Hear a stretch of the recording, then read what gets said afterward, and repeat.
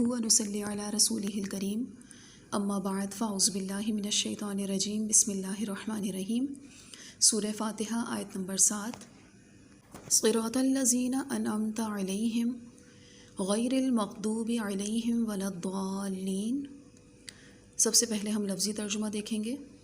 صراط راستہ، الذین ان لوگوں کا، انعمت انعام کیا تو نے، علیہم جن پر، غیر المغضوب غیری نہ، المغضوب غضب ہوا ناراض ہوا، علیہم جن پر، ولا اور نہ، الضالین گمراہوں کا۔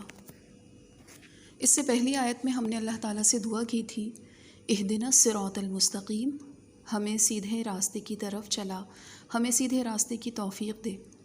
اب سیدھا راستہ کن لوگوں کا ہے؟ اس آیت میں اللہ تعالیٰ نے وضاحت فرما دی۔ سیدھا راستہ ان لوگوں کا ہے جن پر تو نے بے شمار انعامات کے ساتھ اپنی اطاعت کی توفیق کا خاص انعام بھی کیا۔ ان سے مراد 4 قسم کے لوگ ہیں جن کا سورہ نساء آیت نمبر 69 میں ذکر ہوا۔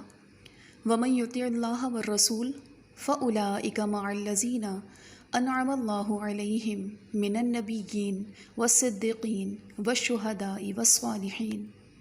اور جو کوئی اللہ اور رسول صلی اللہ علیہ وآلہ وسلم کی فرما برداری کرے تو یہ ان لوگوں کے ساتھ ہوگا جن پر اللہ تعالیٰ نے انعام کیا، نبیوں اور صدیقین اور شہداء اور صالحین میں سے۔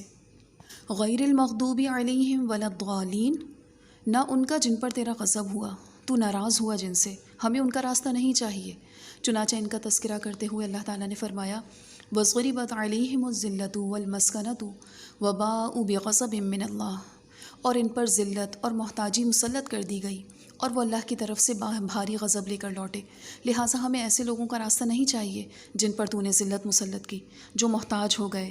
اے اللہ، ہمیں ایسے لوگوں کا راستہ بھی نہیں چاہیے جو تیرے غضب کو لے کر لوٹے۔ سورہ بقرہ کی آیت نمبر 90 میں اللہ تعالیٰ نے فرمایا، فَبَاءُوا بِغَضَبٍ عَلَىٰ غَضَبٍ، پس وہ غضب پر غضب لے کر لوٹتے رہے، یعنی بار بار ایسے کام کیے، بار بار اللہ کی نافرمانی کی، جس کی وجہ سے اللہ کا غضب ان پر نازل ہوتا رہا۔ تو ہمیں بار بار اللہ کی نافرمانی سے بچنا ہے، ایسے لوگوں کی روش سے بچنا ہے جو اللہ کے غضب کا شکار ہوئے۔ اور غضب کی کیا صورتیں تھیں؟ سورہ مائدہ آیت نمبر 60 میں اللہ تعالیٰ نے فرمایا، قُلْ هَلْ أُنَبِّئُكُم بِشَرٍّ مِّن ذَلِكَ مَثُوبَةً عِندَ اللَّهِ من لعنہ اللہ وغضب علیہ وجعل منہم القردۃ والخنازیر وعبد الطاغوت اولئک شر مکانا واضل عن سواء السبیل۔ کہہ دیجئے، کیا میں تمہیں اللہ کے نزدیک جزا کے اعتبار سے اس سب سے زیادہ برے لوگوں کے بارے میں نہ بتاؤں؟ وہ جن پر اللہ نے لعنت کی اور جن پر وہ غصے ناک ہوا، اور جن میں اس نے خنزیر اور قردہ بنا دیے، اور جنہوں نے طاغوت کی عبادت کی۔ یہ لوگ درجے میں سب سے برے اور سیدھے راستے سے سب سے زیادہ بھٹکے ہوئے ہیں۔ ولا الضالین، آپ صلی اللہ علیہ وآلہ وسلم نے اس آیت کی تشریح میں مزید فرمایا۔ عدی بن حاتم رضی اللہ عنہ بیان کرتے ہیں، رسول اللہ صلی اللہ علیہ وآلہ وسلم نے فرمایا، الیہود مغضوب علیہم والنصارى ضلال، یہود مغضوب علیہم ہیں اور نصارہ گمراہ ہیں۔ المغضوب علیہم الضالین، عام لفظ ہونے کی وجہ سے ان میں وہ تمام لوگ شامل ہیں جن میں وہ عادات و خصائل پائے جاتے ہیں جو المغضوب علیہم بننے کی وجہ ٹھہرے یا جن کی وجہ سے الضالین کہلائے۔ مثلاً بنی اسرائیل پر اللہ کا غضب نازل ہونے کے جو اسباب بنائے، اس میں اختصار کے ساتھ یہ ہیں کہ انہوں نے اللہ کی کتاب میں تحریف کی، اللہ کی آیات کو چھپایا، اللہ کی حدود یعنی رجم کی آیات کو چھپایا، ہاتھ کاٹنے کا حکم معطل کر دیا، اللہ پر جھوٹ باندھا، اپنے پاس سے مسائل بیان کر کے انہیں اللہ کا حکم قرار دیا، نبی صلی اللہ علیہ وآلہ وسلم پر حسد کی وجہ سے ان کا ایمان نہ لانا اور باہمی ضد کی وجہ سے 72 فرقوں میں بٹ جانا۔ شاہ ولی اللہ اپنی کتاب فوز الکبیر میں کہتے ہیں، اگر تم چاہو کہ یہود کا نمونہ دیکھو تو ان علماء سو کو دیکھ لو جو دنیا طلب کر رہے ہیں اور پہلے لوگوں کی تقلید کے عادی ہو چکے ہیں، جنہوں نے کتاب و سنت کی سری آیات و احادیث سے منہ موڑ لیا اور کسی عالم کے تکلف، اس کے تشدد اور اس کے استحسان کو مضبوطی سے پکڑ لیا۔ چنانچہ انہوں نے معصوم پیغمبر صلی اللہ علیہ وآلہ وسلم کے کلام سے منہ موڑ لیا اور من گھڑت احادیث اور فاسد تعویلات سے چمٹ گئے۔ یہ چیزیں ان کے لیے ہلاکت کا باعث بن گئیں۔ اسی طرح الضالین شاہ ولی اللہ اپنی کتاب فوز الکبیر میں فرماتے ہیں، اور نصارہ کی گمراہی کے اسباب یہ تھے کہ مسیح علیہ السلام کے بارے میں غلو یعنی حد سے بڑھ گئے۔ ان کو خدا یا 3 خداؤں میں سے ایک خدا کہنا، مریم علیہ السلام کو 3 میں سے ایک خدا کہنا، مسیح علیہ السلام اور مریم علیہ السلام اور صلیب کی پوجا کرنا، قبروں کو مسجد بنانا، احبار اور رہبان کو رب بنانا وغیرہ۔ اگر چاہو کہ اس گروہ کا نمونہ دیکھو تو بزرگ اولیاء کی آج کل کی اولاد کو دیکھ لو، وہ اپنے باپ دادا کے متعلق کیا گمان رکھتے ہیں۔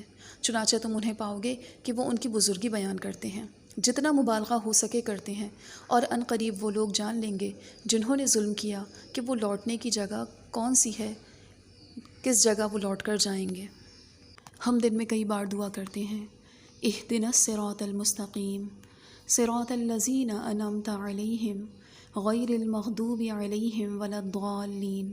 اے اللہ ہماری سیدھے راستے کی طرف رہنمائی فرما، ہمیں اس پر استقامت دے، ہمیں ہمیشہ اس پر چلتے رہیں، ان لوگوں کے راستے پر چلتے رہیں جن پر تیرا انعام ہوا، جو تیرے غضب سے بچ رہے۔ نیز ہمیں ان لوگوں کے راستے سے بچانا جو گمراہ ہو گئے، ہمیں ان لوگوں کے راستے سے بچانا جن پر تیرا غضب ہوا، غضب ہوتا ہی رہا۔ اے اللہ ہماری زندگی کو صحیح اصولوں پر چلانا۔ سورہ فاتحہ پڑھنے کے بعد آمین کہنا چاہیے۔ اس کے معنی ہیں اے اللہ قبول فرما، یا ایسے ہی کر دے۔ یہ لفظ قرآن مجید کا حصہ نہیں ہے۔ اس کی دلیل یہ ہے کہ اسے قرآن مجید میں نہیں لکھا گیا۔ امام کے ولا الضالین کہنے پر امام اور مقتدی دونوں کو آمین کہنا چاہیے۔ مقتدی کو امام کی آمین کے ساتھ آمین کہنا ہے۔ اس کے متعلق نبی کریم صلی اللہ علیہ وآلہ وسلم کی روایت ہے۔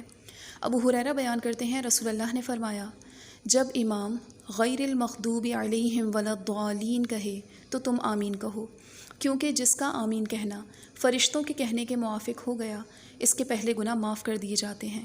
بخاری الاذان باب جہر المأمون بالتامین۔ ابو ہریرہ سے ہی روایت ہے، رسول اللہ صلی اللہ علیہ وآلہ وسلم نے فرمایا، جب امام آمین کہے تو تم آمین کہو، کیونکہ جس کا آمین کہنا فرشتوں کے آمین کہنے کے موافق ہو گیا، اس کے پہلے گناہ معاف کر دیے جائیں گے۔ ابو موسیٰ اشعری بیان کرتے ہیں رسول اللہ صلی اللہ علیہ وآلہ وسلم نے فرمایا، جب امام ولا الضالین کہے تو تم آمین کہو، اللہ تمہاری دعا قبول کر لے گا۔ مسلم الصلاۃ باب التشہد فی الصلاۃ۔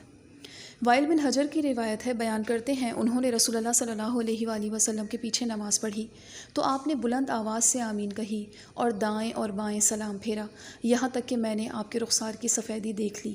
ابو داؤد۔ وائل بن حجر رضی اللہ عنہ کی دوسری روایت میں ہے، رسول اللہ صلی اللہ علیہ وآلہ وسلم جب ولا الضالین پڑھتے تو آمین کہتے اور اس کے ساتھ اپنی آواز بلند کرتے۔ وائل بن حجر ہی کی روایت ہے، کہتے ہیں میں نے سنا نبی صلی اللہ علیہ وآلہ وسلم نے غیر المغضوب علیہم ولا الضالین پڑھا اور اس کے ساتھ اپنی آواز کو لمبا کیا۔ سیدہ عائشہ رضی اللہ تعالیٰ عنہ سے روایت ہے، رسول اللہ صلی اللہ علیہ وآلہ وسلم نے فرمایا، یہودیوں نے تم پر کسی چیز میں وہ حسد نہیں کیا جو انہوں نے آمین کہنے اور سلام میں تم پر حسد کیا۔ ابن ماجہ اقامت الصلاۃ۔ آمین کے مختلف معنی بھی بیان کیے گئے ہیں۔ آمین یعنی کذالک فلیکن، اسی طرح ہو۔ ایک معنی لا تخیب رجاءنا، ہمیں نامراد نہ کرنا۔ آمین کا ایک اور معنی اللہم استجب لنا، اے اللہ ہماری دعا قبول فرما لے، آمین۔ وآخر دعوانا ان الحمد للہ رب العالمین۔